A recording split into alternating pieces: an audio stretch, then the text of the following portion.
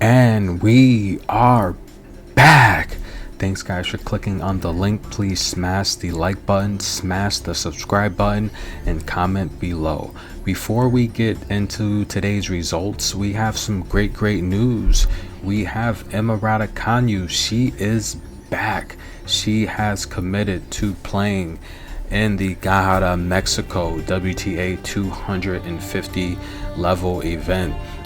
She has committed along with Madison Keys and her best friend Sloane Stevens. This is going to be a great tournament, and right away you have to like Madison Keys to win this tournament. I can imagine she's practicing hard and she's ready to go, and I hope Sloane does well as well also. But Emma Raducanu, very popular woman in the teenage world and the tennis world altogether, but nonetheless, I mean, she's only one of a few teenagers on tour that are actually making noise.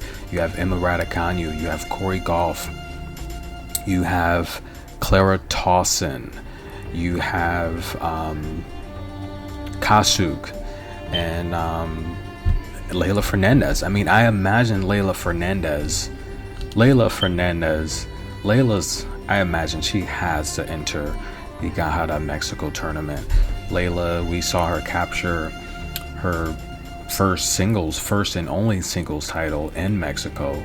She mentioned several times she loves playing in Mexico, and I mean, we haven't seen much of her this year. Just 3 matches this year. We saw her beat Alexandrova pretty easily in the Adelaide International 1. Then we saw her get bounced out by Iga in the round of 16 in straight sets, 6-1, 6-2. And then in the Australian Open, she lost to Ingles in the first round, 6-4, 6-2. I mean, she's been able to pick up 65 points this year, but I mean, she has to get going. So hopefully we can see a lot more of Leila. We'll definitely see her in the Miami Open WTA 1000 event. We have the Indian Wells. We'll definitely see her there, but hopefully she can get some momentum here and win some more singles titles. Leila Fernandez, any of the tennis fans that's familiar with top court, Leila has some really good training techniques that she employs with her father, and they're really out of the ordinary. Kind of reminds me of how we used to train as kids playing basketball. We used to come up with some crazy things. We put ankle weights on, and then we ride the bikes up and down the hills. Then we put the weighted vests on, run with the ankle weights up the hills, and it seems like we never got tired, and it paid off. We were dunking the basketball at 12-13 years old. It's insane.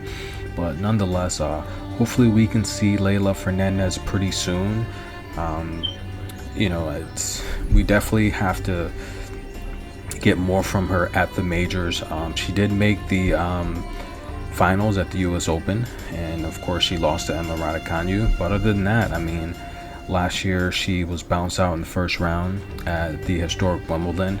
The Roland Garros in 2020, she made the round of 32, and she's been bounced out since 2020 every year, the first round at the Australian Open. So she's not a huge fan of the Australian Open, but nonetheless, Leila Fernandez, definitely the teen phenom, crowd favorite. 107 wins on her career, 67 losses, and she's coming up. She's training hard. She's currently ranked 19th in the world, and that was a huge jump from the final appearance at the US Open. But yeah, if she can get going, she can do some damage here. Her game, she's a lefty. She's a crafty lefty, and once she gets going, she's tough to stop, because not only is she athletic, she's strong. She's only producing about 2 aces per match. Again, small sample size, but you know, she's winning 73% of her service games, and her return games won is 77%. Once she heats up and gets going, look for her to capture. I'm predicting she will win another singles titles this year, and I think she's going to make a huge run at possibly Wimbledon and the US Open again, coming up later in the fall this year. So definitely stay tuned for Leila Fernandez. Long hair, don't care. How would Sabalenka do today? That's right, this is a match that I gave out on my Patreon, and I told people, take Kvitova. She has the experience, she has the power, she doesn't make the mistakes, she has the IQ, and Sabalenka is just not looking good as of late. Some huge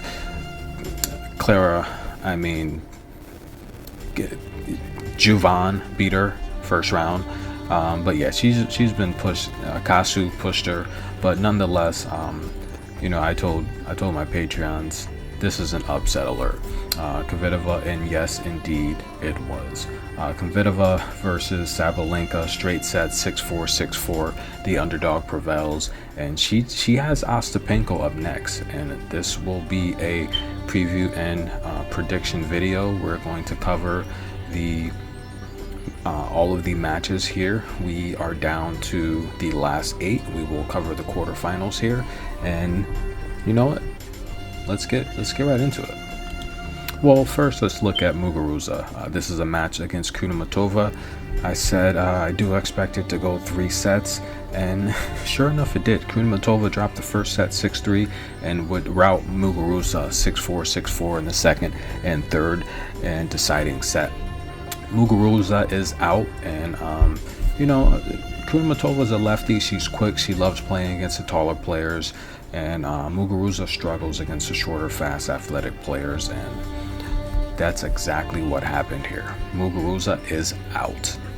I did mention I was concerned with Jelena Svetlana, with everything going on, if she was even focused or wanting to play tennis right now. There's just too much going on in her country. Nonetheless, the first set with Jill Teichmann went to a tiebreak 7-6, and Teichmann would eventually rout Svetlana in a lopsided second set 6-2. That match there beat the hook. 20.5 went over. I said it would probably go over, but nonetheless I said that's a match that Teichmann could win, and sure enough she did. As the underdog, Teichmann, the crafty lefty, advances. I hope everything works out for Svetlana, Ukraine, Russia. Everything that's going on there I think will work out for the best. But Svetlana, she is a true champion. She will be back. Hopefully she can get into form again. I mentioned a lot of the top stars, they are just they're not looking their best so far, almost 2 months into the new season so far. A lot of them look like they need more practice, more gym time, and definitely more cardio. But Svetlana, one of my favorite players, she will be back. Ostapenko, I swear, she looks like, that kid that gets caught with her hand in the cookie jar. Just the facial expressions Ostapenko does all game long. And what about her serve? Why does she open her mouth like that on her serve? That's a weird habit. That's a weird routine. But nonetheless, I said Ostapenko with her power, it might be a long day for Swiatek. But I said with all the errors she makes, expect this to go 3 sets. Also take Ostapenko with the huge spread. She was given 4.5 games. That's way too much for someone that hits so many winners so fast. Iga Swiatek, unbelievable. She put up a fight. She stole the first set. She wins 75% of her matches when she wins the first set, but the second set was a blowout, 6-1. The third set went to a tiebreak. Ostapenko too much, and Iga Swiatek waves goodbye to the fans. She is out. Yastremska, before the suspension, she was hot stuff on tour, snatching up 3 singles titles. Definitely one of the hottest females on tour before she was banned for doping. And the reality here is she's a crowd favorite, very popular. She's young, she's athletic, and this is someone I imagine Krejcikova envied before the doping suspension. She had 3 titles before Barbara had any singles titles, so she was definitely a lot further in their careers before the setback. But by the way, what's going on in Russia? A lot of those women are getting banned for using, drugs and doping. Russia, Ukraine, but nonetheless, Barbara Krejcikova, the world's ranked number 3, not enough today. This is a match I said will probably go over. Yastremska makes a lot of mistakes, but I did expect Krejcikova to win, especially the first set. This was an upset. Before the suspension, this would not be an upset. Yastremska would be the favorite. but with Barbara Krejcikova going on to win multiple doubles titles and majors and winning the singles majors at Roland Garros, this technically is considered an upset. But you can't forget Yastremska. She makes a lot of mistakes, but she can flat out play ball. She can play tennis, and she gets the upset victory with the second set tiebreak, 7-3. Yastremska moves on. Mini Simona taking on Jelena Rus. And listen, Rus, she looks up to Halep. I imagine she can only dream for the career Halep has had, and hopefully she keeps working hard. That's something that could be a potential reality in the future. Rus has won singles titles compared to Halep's 23, multiple slam winner. 223 wins on Rus's career compared to 548 from Halep. You've seen the experience. I said I expect Halep to win that in straight sets. She did cover the spread very easily. Simona's listed at 5'6". Simona, come on, maybe in high heels. Simona's 5'4". Let's be honest, guys. But nonetheless, that was a blowout. Great job, Simona Halep, and I hope she does well in the next round, but it's going to be a challenge. Vondrousova, I said, how would she do against Krejcikova?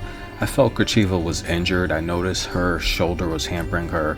It's a match I felt Vondrousova should win, but the line was just way off. I thought it was way too high. They gave Krejcikova no credit at all, and surely enough, the shoulder was a huge problem. Vondrousova straight set victory, 6-2, 6-love, and she moves on. Watch out this deep in the tournament with that lefty. She could be dangerous. Guys, that is not Chun-Li from Street Fighter. That is Ons Jabeur, and she brought the heat today. That's right, the first Tunisian player to break the top 10 in the WTA finals. Ons Jabeur straight set victory over Jessica Pegula, 6-3, 6-1. I felt all the value was with Ons Jabeur. Her style, I thought she looked a little bit shaky in the second half of her match yesterday against Zavonreva, but she did look really good today. She has a great assortment, a great variety. She mixes it up. She's like a great boxer that just has a great style that can just mix it up with anyone. She's calm, she's cool as the other side of the pillow, and she's going to be a problem here in the quarterfinals. And without further ado, let's get into the quarterfinals. 17.5 up for grabs. Jill Teichmann versus Veronika Kudermetova. Yes, these two ladies have played twice. Kudermetova owns the head-to-head 2-0, but let's take a look at Jill Teichmann's path here first. In the first round of 32, she defeated Elise Mertens 6-2, 6-4. In the round of 16, she defeated Svetlana, the 10th seed, 7-6, 6-2. The tiebreak was a donut. Unbelievable. And now she finds herself here against Veronika Kudermetova. Kudermetova, she has had a interesting path here. In the first round of 32, she defeated the great Hall of Famer Victoria Azarenka in straight sets, 6-3, 6-4. That was a very tough test. There's nothing Jill Teichmann can throw at Kudermetova that Azarenka hasn't already. And the round of 16, the WTA 2021 world champion and the reigning champion of this event last year, where she beat Barbara Krejcikova, Garbiñe Muguruza, the 4th seed. She beat her. It took 3 sets, but I think that's a lot of great tennis. She lost the first set 6-3. She stayed calm and composed, and she won the second and third sets 6-4. If she can beat Garbiñe, if she can beat Azarenka, she can definitely beat Jill Teichmann. This is a match here where you have two lefties. It's going to come down to who has the more experience. Teichmann is playing well. The win over Svetlana, I think Svetlana has too much going on. Nonetheless, it is a good win over a top player. The win over Elise Mertens, good player, but if you can put some power behind her serve, put a little bit of pressure on her, make her run around, she can make mistakes. We're going to take Kudermetova to win. When Kudermetova gets this deep in the draw, her and her husband, they're taking something home. just watching her husband coach her and motivate her. He is in her ear. He is in her ear, and she is going to play very well. I have to go with Kudermetova. Not only because, I mean, they've played twice, but that was several years ago. You can't rely on data like that. Players change. They have droughts. They have win streaks. They have losing streaks. The way Kudermetova's husband motivates her and pushes her, I fully expect Kudermetova to win this match. I don't want to count out Teichmann. This is a match where, you know, Teichmann's athletic, but I think Kudermetova has a lot more experience playing top tier players, and this is a match I just got to take Kudermetova or pass. Can it go over? Absolutely, a match like this can go over. I expect both lefties. They're both in great shape. I expect them both to give their all. This is a match that could also go over. Up next, get your popcorn, folks. This is a match I'm really looking forward to. And Marketa Vondrousova versus Yastremska. And let's take a look at Vondrousova's path here. Danielle Collins was giving her the business. Vondrousova should not be here. Danielle retired. She advances after dropping the first set 6-2 in a complete blowout, and she wins due to retirement. Krejcikova, clearly Vondrousova's had the weakest path here to the quarterfinals. Krejcikova, who had a shoulder injury that I mentioned, 6-2, 6-love, and she is here. Yastremska, Begu, who was playing very tough. That was a 3-setter. Yastremska lost the first set. She was the underdog, 6-4. Then she won the second and third set, 6-2, 6-3. Barbara Krejcikova, again a huge underdog, won the first set 6-3, and the second set went to a tiebreak 7-3. She would win the tiebreak, and she is here. Whenever Yastremska plays, I'm a fan of the over with her. She is the type where she'll come out hot, she'll win the first set, and she'll make a lot of errors in the second set, she'll lose it, it will go to the tiebreak. Or, you know, she'll blow a lead and just leads to more games and more games. I'm a fan of the over when she plays. That's not gonna change here. I would lean towards the over versus picking a winner in this spot. Both of these ladies, their careers are very similar. You know, they're really close to what they've produced on the court. I do think in terms of shot making ability, I think Marketa's a little bit more consistent, and that's going to be very important if Yastremka's making a lot of mistakes. But Yastremska, this isn't a couple years ago when she was just hot and consistent, and she was just on fire. That long layoff, it takes a while to build rhythm. You have to play matches. You know, you have to play matches and games. Practice just doesn't cut it. You have to play tournaments. And I don't think she hasn't been back for a full year yet. You know what, maybe 8 months, 6 months active, and only really a few months playing high competitive tennis. Because you figure once you get into October, you know, a lot of the top tier players, or even late September after the Indian Wells last year, a lot of the top players are just not enrolling in these October tournaments. And I feel she hasn't really got back to where she was yet. This could be a sign that she is, for what she's done so far in this tournament, very impressive. On paper, if you look at the path here, Yastremska should beat Vondrousova, but that's a match I'll take the over. Oh my, get your popcorn. Please get your popcorn for this match right here. This is going to be great. Simona Halep taking on the 8th seed, Ons Jabeur. And there's Simona Halep needs no introduction here. None whatsoever. We're gonna start with Ons Jabeur. Ons Jabeur's road here in the first round. She faced a very game Zvonareva, who Ons Jabeur, if you watch that match, I watch for the most part most of these matches. She dominated the first set. Zvonareva just didn't have any answer.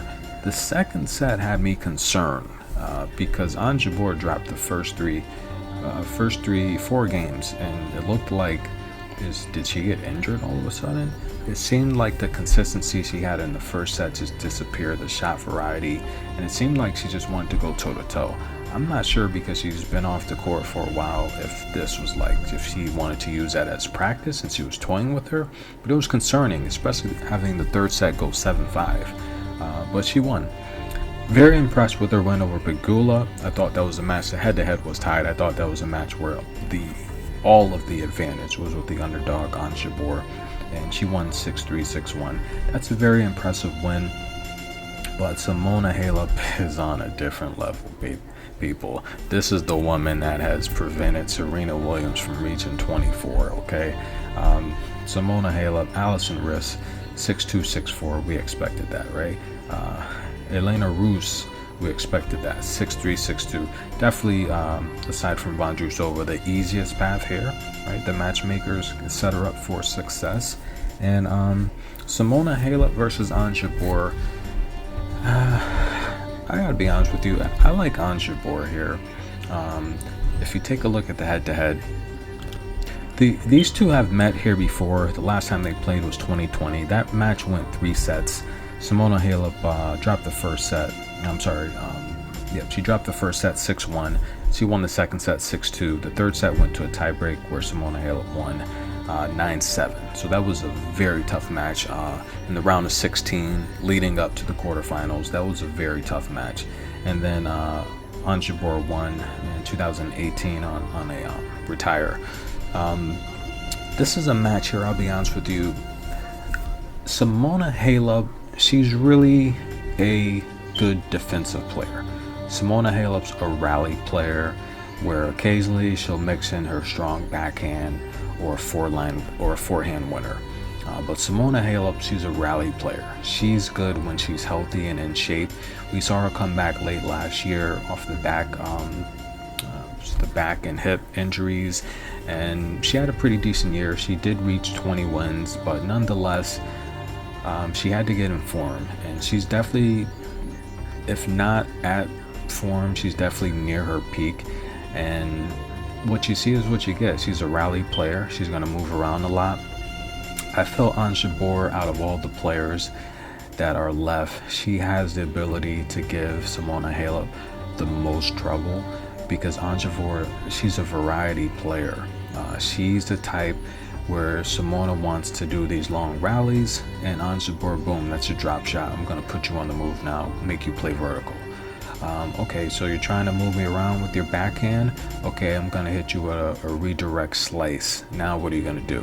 Now you got to go slicing with me, and boom, now you feel the power from her backhand from Ons Jabeur. So I feel Ons Jabeur, in my opinion now, we know Simona Halep, the future Hall of Famer. She's great. She's got a ton of titles, multiple slams. She's a great player. And I don't want to really compare resumes for this match, because this is only one match. The better player today is going to win this match. Ons Jabeur has a lot of variety where she can frustrate Simona Halep, and that's how you beat Simona.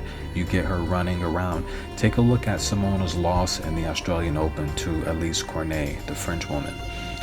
What does Elise do? She mixes it up. She redirects. That's how you beat Simona Halep.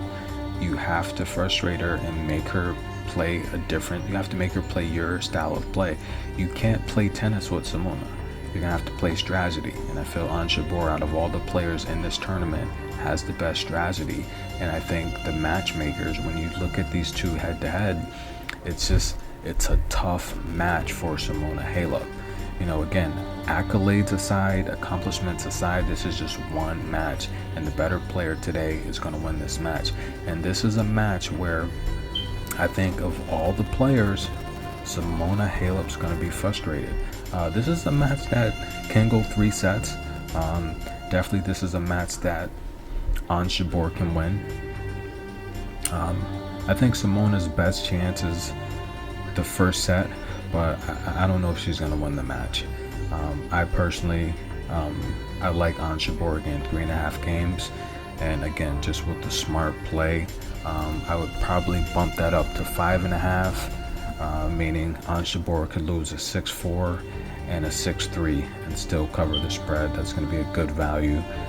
But I do like Ons Jabeur plus 5.5 games, and I do like Ons Jabeur. She has the best chance out of anyone here to beat Simona Halep. Alright guys, and sometimes you just gotta save the best for last.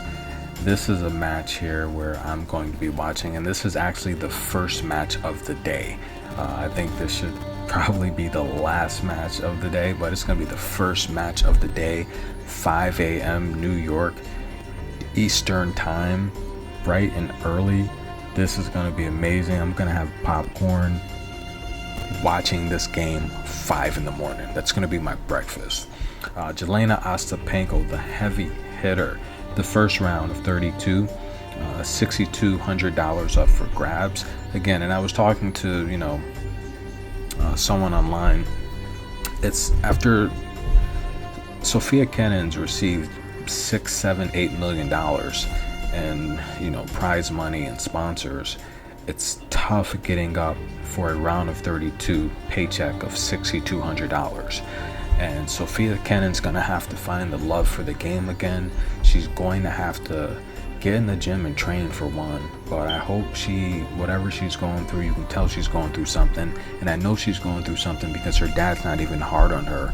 I mean, you look over at the camera and she's making mistakes and he doesn't even react anymore, whereas before 2018, 19, 20, she makes a mistake, he is on her and she's darn near crying. But nonetheless, I hope she gets through it. Ostapenko defeated Sofia Kenin 6-1, 6-2. That's a match I thought Sofia Kenin should have at least won a set. If she was in shape, she definitely would have beat Ostapenko. But nonetheless, Iga in the round of 16. This was an amazing display of performance from Ostapenko. If you get Ostapenko down in the first set and she's able to force a third set, normally Ostapenko runs out of gas. Ostapenko lost the first set 6-4. She won the second set 6-1, breaking Swiatek twice.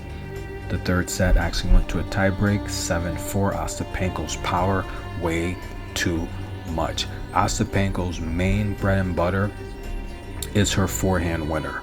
Short rallies, simple and sweet. If your serve is coming at her without any power, and you guys know, I've said several times, Iga needs to work on her serve in the off season. Her serve is too weak.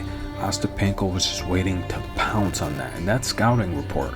Now, the next person she's going to face here in the quarterfinals, it's a little different story with the serve, and especially height. There's a big height difference, there's a big reach difference, and she's lefty.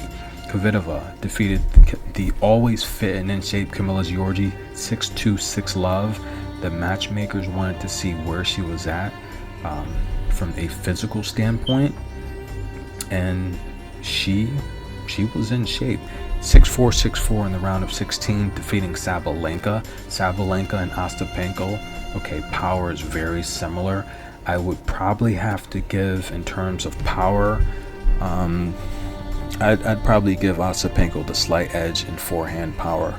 Sabalenka has a good running forehand, but Ostapenko just set. I mean, we're talking about, if this were baseball, we're talking about a set player just hitting home runs. You're talking like Ken Griffey. Ken Griffey's just like motionless, hitting home runs out the park. That's Ostapenko. It's like target practice. Anywhere in her vicinity, she doesn't need a lot of room. It's just boom. It's a forehand winner down the line, and you're 8 feet away from it. You have no chance to return it. Now, facing Kvitova in the quarterfinals, this is a match, like I said, this is a match I'm looking forward to. The head-to-head is 4-3 for Kvitova, but again, the sample size, it's old data. 2020 Doha, Kvitova third set win 6-2, winning the first set. Ostapenko won the second set 7-5. Kvitova won the third set 6-1. That was in the round of 16. And aside from that, all this data is old. It's from 2018. These players completely different. However, I will add Kvitova was probably in a lot better form. Looking at some of these losses, Doha again, Birmingham, Miami 2018. But fast forward to today, and this tournament in particular. I think Kvitova's getting Ostapenko at a perfect time. She's coming off of a 3-set match with Iga Swiatek, a tough match she had to dig deep and come from behind from, and I think Kvitova is she's faced some really good competition, and nonetheless, aside from the match with Iga yesterday, I don't think Sofia Kenin was a challenge. I think dismantling Giorgi like that was a great test, and beating Sabalenka was an even greater test. This line, and I looked at it earlier just to see what's going on with it, and the reality here is Ostapenko was a slight favorite, and remember Ostapenko's been a slight favorite against Kenin as well, and she was also a underdog against Iga. Now Ostapenko is the favorite, which I guess rightfully so, she should be, but I'm going to take Kvitova to win this match, and the reason why is Kvitova, not only is she lefty, but her serve is a lot better than anyone Ostapenko has faced so far in this tournament, and probably so far this year, with the exception of, I'd probably say Annette Kontaveit is probably second. This is the best serve Ostapenko's faced. So her return forehand winners, there's going to be a lot of heat-seeking missiles coming at her. So the velocity of her forehand return winners, that's going to be reduced right there dramatically. Kvitova's a very, very strong player. She is tall, but she has good movement vertically and horizontally. She has very good angles, and she is a much better player defensively than Iga or Sofia Kenin. Kvitova is very good at turning defense into offense, and that's something she hasn't faced so far with an out-of-shape Kenin and a Iga Swiatek who can't handle power. She loses to power opponents, and Kvitova is very, very good. She handled Camila Giorgi's power like nothing. Camila Giorgi's thin, but she's a very strong player, very aggressive player, and she used her aggressiveness against her. I feel she's going to do the same with Ostapenko here. This is my lock. Okay, this is my free lock out of all these matches. Take Kvitova to beat Ostapenko. Ostapenko is one of my favorite players. I love her aggression, her passion, her emotion, her enthusiasm. I think she's good for the game. She's Charles Barkley-like. She's Dennis Rodman-like. She's always getting into issues and arguments. Look, it's entertainment at the end of the day. It's good for the sport. It's good for the game. No one means anything, too dramatic or, anything too rude. I think she's a passionate warrior, and it comes out sometimes in the wrong way, but I think she means no harm. Kvitova is going to take her to school today. Hey, it could go 2 sets. It could go 3. I don't care. I'm taking Kvitova to win this match. That is the lock of the day, guys. That concludes the quarterfinals from the Dubai duty-free WTA 500 level event 32-player tournament.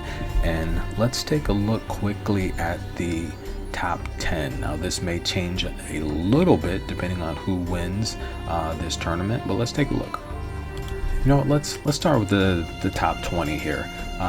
Irina Begu, ranked number 20th. She will probably jump a couple spots here. Jelena Ostapenko, ranked number 19th. If she can get this huge win against Kvitova, which I don't think she will, but she will jump quite a few after this tournament. Serstu, she's been playing very, very good. Congratulations to her. Number 18th. 17th, Azarenka. Elise Mertens, number 16th. Can Elise get into the finals? That would be great. Kataskina, number 15, Jessica Pegula. We'd love to see her in the finals. She's going to have to win a couple titles this year. Elise Cornet, and do well in the finals. Elise Cornet, ranked 13th. I think she's gonna slide once these players start getting active, especially once we reach Miami. Kai Kanepi, ranked 12th. She's been on a great comeback here. Elena Rybakina, number 11. She really, she's a tall girl and she's strong. If she can win a few titles this year, that'd be amazing for her career. But let's take a look at the top 10. And ranked number 10 10th, Amanda Anisimova from the USA. She's got a nice wide serve and volley game. She's aggressive and she's young, but hey, she's very passionate. And once the tour hits the hard courts of America, she's gonna be a big problem. Simona Halep, number 9. I think Simona Halep is healthy. She's gonna have a great year, and it's gonna be tough down the stretch. We'll see if Simona Halep can do good at these majors and get herself back into the finals. Marie Sacre, number 8. She's always so tough and physical, and she just outpowers a lot of opponents. But once you're dealing with the top 5, she struggles. She really does struggle against the top tier players. Paula Badosa, a early disappointing exit here in Dubai. If she can stay healthy, I think she can make another finals, but I don't know if Paula Badosa is gonna stay healthy. She's been training hard in the off season, and you don't want to overtrain. Looking at what's going on early, it doesn't look good, and I don't know if her body's gonna hold up late. Anett Kontaveit, I definitely think will be in the WTA finals this year. She's ranked 6 right now, and she's only gonna keep climbing. She's getting better. She's hitting her peak, and watch out. She really should be WTA champion, but we're not gonna take anything away from Garbiñe Muguruza, who simply outplayed everyone. Barbara Krejcikova. Barbara, ranked number 5th right now in the world, can be disappointing because she plays a lot of doubles tennis, and you never really know when you're going to get her just tired and just end up losing a match to like Yastremska. Now again, like I said, before Yastremska was suspended, a matchup with Barbara Krejcikova, you would expect Yastremska to be the favorite. So even though it was an upset on paper, the game has to be played on the court. And Yastremska is a former top 20 player. She can hang with these ladies as long as she's not making mistakes. She can serve, she can return, and she's young and athletic, and she has some cute outfits. Iga Swiatek, number 4. Iga, again, she can get overpowered like the Elise Mertens, like the Elena Svetlanas. She can be overpowered, and but I have a feeling Iga's consistent. She can get through the draw and beat most of these players. I have a feeling Iga will be in the finals for 2022. Madison Keys, this is going to be a great story. She enrolled in the Guadalajara, Mexico tournament with Emma Raducanu, Sloane Stephens. I think that's a tournament Madison Keys can win. Now, before the tour hits the American soil, the ladies are very particular on the tournaments they choose, and the reality here is I think Madison Keys has a good chance to win Mexico. So if you want to take her ahead of time, you can probably get her at maybe, plus 1,000 or something like that. Put like $5 on her or something. But the reality here is Madison Keys, I think as long as she can stay healthy, she's got a good chance of making the WTA finals again. And if Danielle Collins, ranked number 2 right now in the top 10, if Danielle can stay healthy with her backhand, she will be in the WTA finals for 2022. She will be in the WTA finals, and she will win a few, that's right, I'm saying a few singles titles. We saw her heat up late last year, winning 2 single titles back to back, the hottest player in August. And the reality here is Danielle Collins, she's starting to bully these players. She's a tough girl. Former collegiate back-to-back national champion in Virginia. I followed her career. She had to take a different route than a lot of these other players. Her parents didn't have all of that money to get private tennis lessons and put her in juniors and tour the world. It costs a lot of money to be a tennis player, and you have to win matches. And they didn't really have the sponsors or the household income to put her. She had to go to college on a full scholarship, and she made them pay. And now she has arrived. As you see, a lot of the older greats, not playing these tournaments. The younger players. Now, Danielle Collins is relatively older than some of these other players. I think she's 27, 28, and the reality here is Danielle Collins has arrived, and watch out. And I hope she comes back healthy. I can't wait to see her in Miami. We'll be down there. It's going to be a great tournament. And Danielle Collins, I do think as long as she's healthy, she'll make the finals this year. And of course, Ashley Barty, #1 in the world, if she's healthy. Very, very great game. It's variety. If this were basketball, Ashley Barty is the 2016, 2017 Golden State Warriors, because Ashley Barty, if she's down, when I'm not sure if you guys watch basketball, but those great Warrior teams, 15, 16, 17, they could be down like 9 points, and that's literally 3 possessions. Curry hits 2 threes, Klay Thompson hits a 3, or Durant gets a 3-point play. That's how Ashley Barty is. She could lose a few games, she could get broken, she could even drop a set, which doesn't happen much. And you know that her game is, she has such variety. She's calm, she composed, she can hit aces when she needs them, and she just doesn't make a lot of mistakes. Ashley Barty's a special kind of player, but keep in mind she's had to work for that. Ashley Barty 5-6 years ago was just not the player. I mean, this is someone Serena Williams used to own. Ashley Barty was not this great player, you know, quite a few years ago. She essentially just recently got her got her first major a few years ago. So, you know, I do think that Naomi Osaka, once she gets everything together, I think that Osaka could potentially make the WTA finals, but she's going to need some really good runs in these majors to do it. But I don't really think Osaka is concerned with, you know, making the finals. She just has other priorities. And I watched a tennis interview a few years ago where all the greats and current players were commenting. They were talking about Serena Williams' career, and, you know, Osaka said, "Oh my good, she must really love tennis. You know, I don't plan on playing that long." So I don't really see the love for the game. I think she enjoys doing it, and of course I think she loves the game, but I don't think she's in love with it like some of these other players like Serena Williams. And sometimes I don't know if I see that in Ashley Barty, but nonetheless, with Ashley Barty's work ethic, you got to be in love with it because she's improved her game dramatically.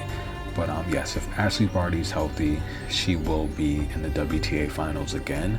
Whether or not she'll win it, it's tough. Who knows? Because that late in the season, a lot of the ladies they're hampered by injuries, and whoever is the healthiest and playing the best normally wins these tournaments. We saw how Garbiñe Muguruza just turned it into gear at the right time, and playing in the elevation suited her game the best. But the tournament will be back in Shenzhen, China, and indoor, you're not going to have the elevation problems, and that's based on this current top 10 indoors. I would probably have to like Annette Kontaveit's chances, and I'd probably have to like Ashley Barty's chances if it's indoor. But of course, you know, they break down the draws and how each opponent will match up. That does play a huge factor in it. This last WTA finals, I mean, just look at the draw. If you mix up a couple players, and you're gonna have a different champion, possibly Karolina Pliskova. She definitely got a raw deal. She probably should have won that tournament. But nonetheless, guys, it's been good energy. That's the quarterfinals preview and prediction. We will be back for the semifinals and the finals. Thank you guys. Smash the comment button. Let me know what you think. Smash the like button. Smash the subscribe button. Show the love, and if you can, donate. I appreciate the love. This is good energy. Till next time.